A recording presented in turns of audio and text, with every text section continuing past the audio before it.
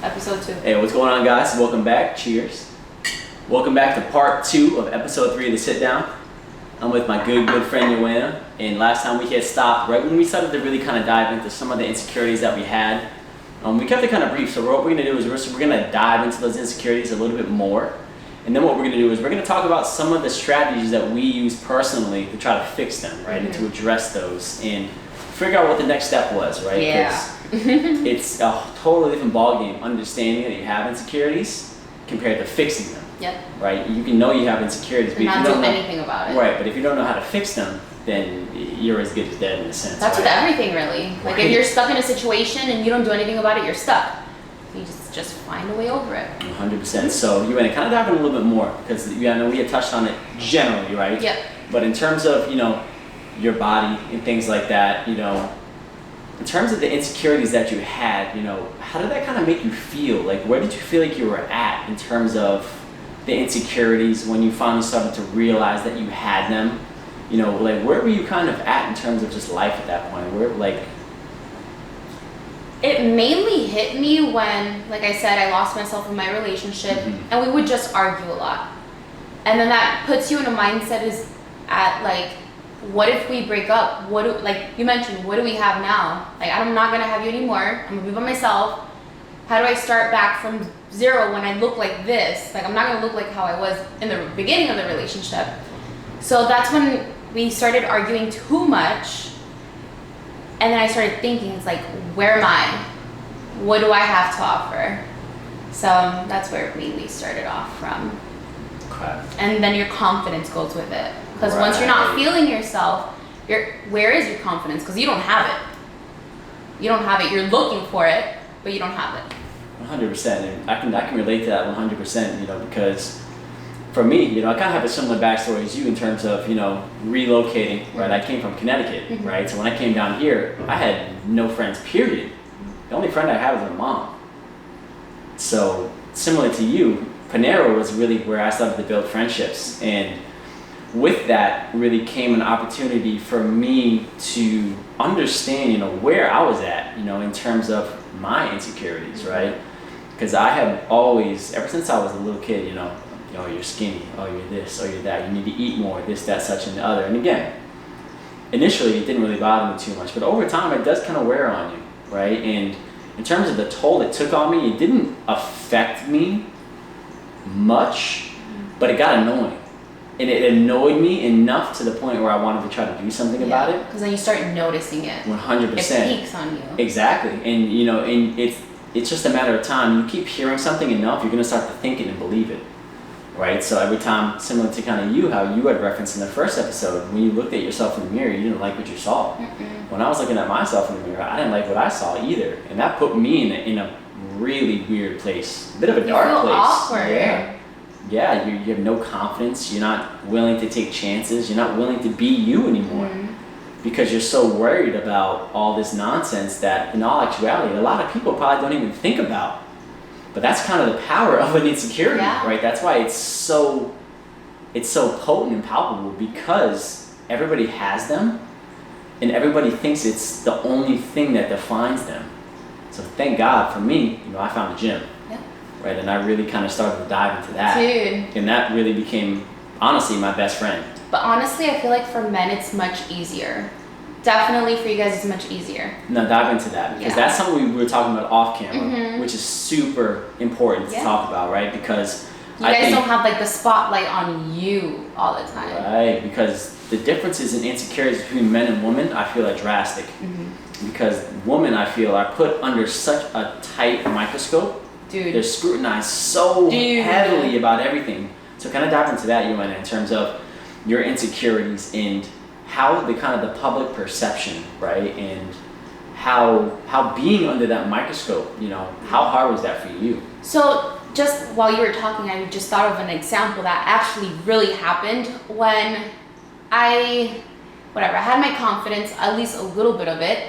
I started seeing all these girls posting these really cute outfits, and I would be like, oh, I'm gonna order the same thing because they look so cute and they look so happy. I would order the outfit, I would try it on, and I would not feel like that photo. So again, to comparing, this person is being looked at. I want to be looked at too. So let me get that same outfit, but it's not the same. It's this total different effect. Like, I'm not going to try to look like you now that I have the outfit. For what? To embarrass myself? That's how I felt. So then that's when I kind of like disappeared in the light. And it was dark. It was really dark. And what kind of role do you feel social media played, kind of in your insecurities and almost the growth? Because the crazy thing with insecurities is they can grow or shrink based off of what you get exposed to. And I know for us, social media, we grew up with social media. Mm-hmm. So as it grows, we are growing too. Mm-hmm. So, for you, how do you feel social media played, in terms of the role that it had with those insecurities that you had? Do you feel like it had a role to play? Huge. So for example, when we were all working together, I don't know if you remember, but I would post every single day. Mm-hmm. I would make it a religious act. Like, I would have to post by before 6 p.m. so everyone can see it. And all those likes would give me power, pretty much. Then we went our separate ways. My posts started going down. Then when I did post, no one would like it. So then it's like, wow, what's going on? Almost like, what's wrong with me? What's wrong with me? And then I'm looking at myself. I'm like, this is what's wrong with me. You start pointing fingers at what's going on with you. So for me, it was huge. Just because we're taking it way back, I've always had that attention. So if it's something that you've had for so many years,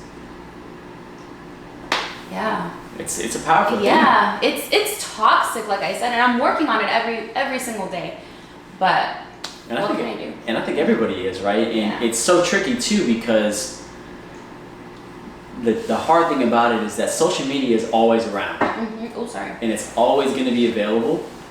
So it's trying to use that platform in a way that feeds your confidence, not feeds your insecurities. Yes. Because the unfortunate reality is that although you might combat and shrink those insecurities, I think they're always going to be around in a sense. Mm-hmm. And I know, at least for me, kind of similar to you, when I was trying to go through my whole journey with my insecurities, right? I was looking at, all these Gymshark freakazoids that were Dude, and that hurts to watch. 100%, and it's like, I was trying to think to myself, all right, how can I be like that? How can I do this, that, such, and the other?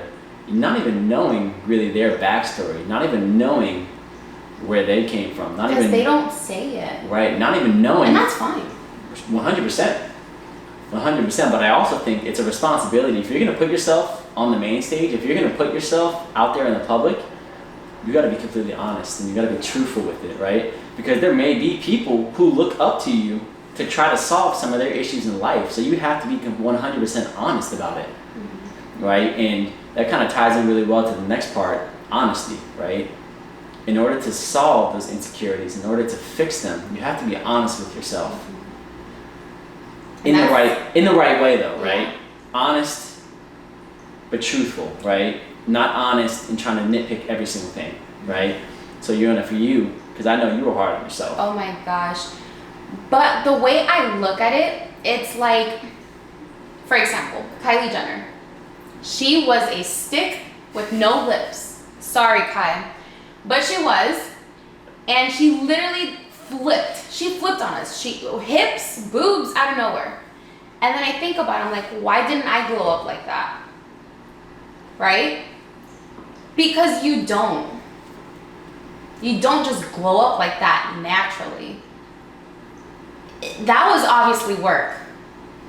And please, someone correct me if I'm wrong, but there's no way. So, sorry. Why hide it? Because there's still controversy over that. People will always talk about that.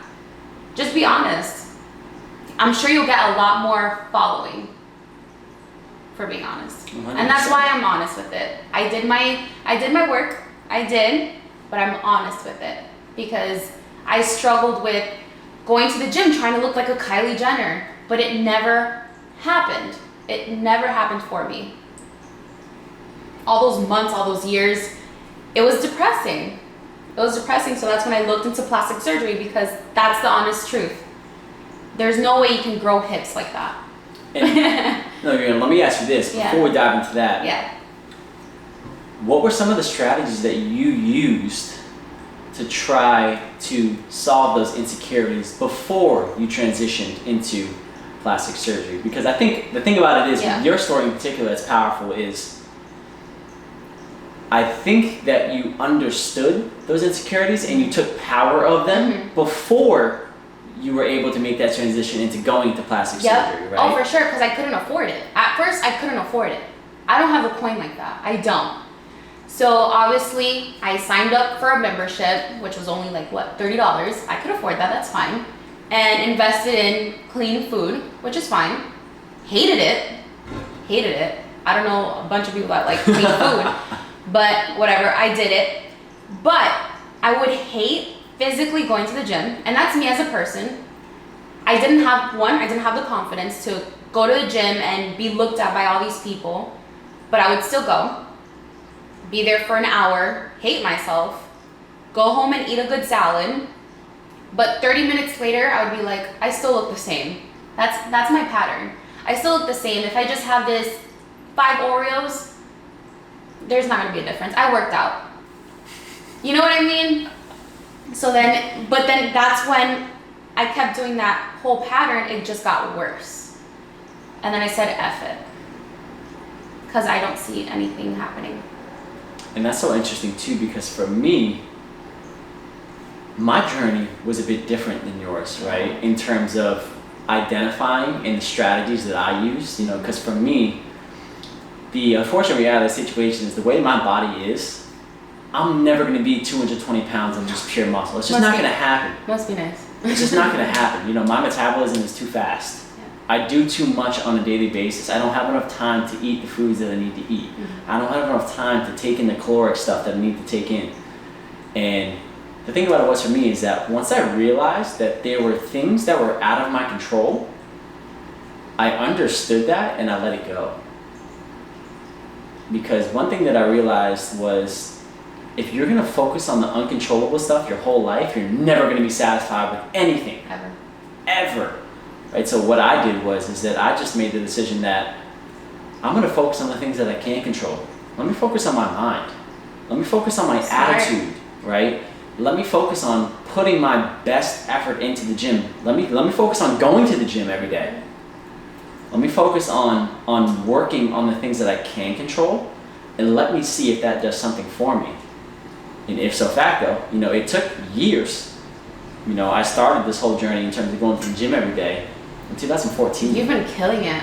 And in 2020. Yeah.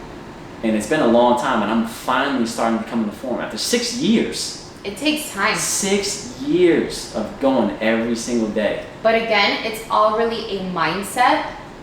Personally, I'm very impatient. If I want something, I want it now or by the end of this week, not 6 years. Like, I wouldn't be able to do so. It's all in the mindset.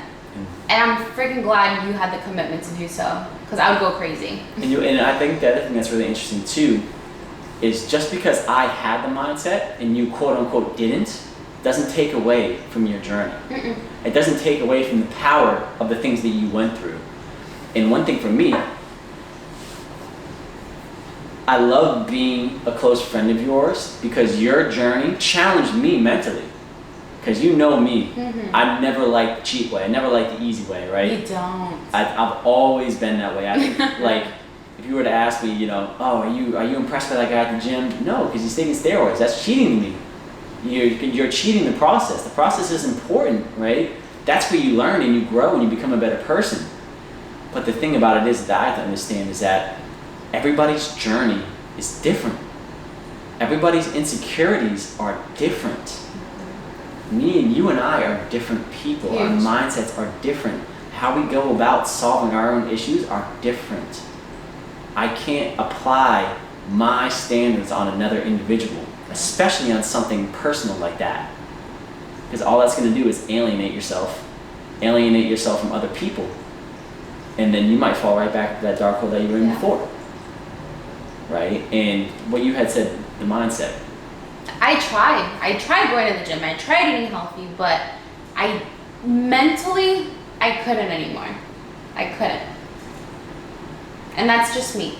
So other people, to each their own. Everyone is different. Everyone really is different. But my mentality, and I'm sure there's people like this. I mean, I see it every day on social media. They do that. Kylie Jenner, come on. Right? Come on. If the richest person can do it, it's like that, the poorest person can do it too. And what I think is, and that's, we're gonna wrap up part 2 here, because we're about to dive into some really good stuff. In part 3, what we're gonna talk about is we're gonna talk about Yoana's specific journey. We're gonna kind of stray away from me, and we're gonna talk about her and her journey, her process to getting, you know, her plastic surgery, to getting her body that she's wanted, right? And so that's gonna be part 3. This is gonna conclude part 2. Everybody watching, I appreciate you guys so much. Don't forget to like, comment, subscribe. I'm gonna plug all of Yoana's information in the bio. Make sure you go follow her, check out all her stuff, and we'll see you guys in part 3. Yeah, so you're gonna see a couple boxes in a little circle. So over here, this is gonna be a playlist with a whole bunch of other videos that I posted. If you like what you saw so far from the sit down, you'll be able to keep up with everything right there. Right here is gonna be the video to my previous video. And then right here, click that circle there. Don't forget to subscribe. Hit that bell icon to make sure you get all the updates whenever I come out with some new content. I appreciate the support. Let's keep the train going. Here we go.